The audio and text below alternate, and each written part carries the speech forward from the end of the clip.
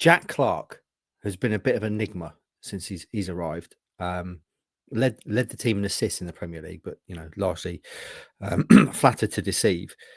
And he's come to town. He's been asked to play a different role, which he's talked about, and now he's on the right wing, which is not where he'd ideally want to be. Is there an argument for saying, right, Jack Clarke, you were brilliant at Sunderland, and you were brilliant at Sunderland when you were a paint on the boots, kind of give it to Jack Clarke on the wing and go to work? Because they're asking Leif Davis now to be more of inverted, aren't they, behind Philogene? Leif is used to bombing up the wing with Nathan Broadhead cutting inside. That's changed. It seems to have changed anyway. So if they have changed the system to accommodate Jaden Philogene, should they or could they consider saying to Jack Clarke, right, you go back to what you were brilliant at Sunderland, and Leif Davis can do this inverted role? Yeah, absolutely. Arguments either side of this one.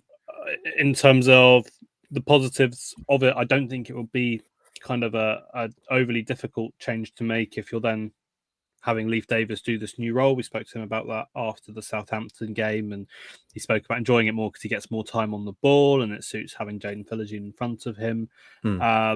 Ultimately, you need to do kind of what's best for the players that you've got. You don't sign or you don't have players and then say, you're all going to play my way. Now, the difference is it has to be a balance. I'm not saying that Kieran McKenna's coming in and saying, you're all going to play my way, but he has a way that has been successful.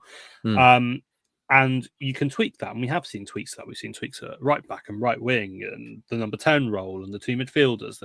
There's a lot of kind of, I guess, versatility within the squad into how you want to play. The question's going to be, is that tweak on the left to go to what you would want, or what you'd see as Jack Clarke's strongest role? Is that then going to skew the balance that you've been working so hard to create in other areas? That's the big one for me. If you then create a system that gets the best out of Jack Clarke, is it also going to get the best out of George Hurst? Are we going to be able to create chances for him?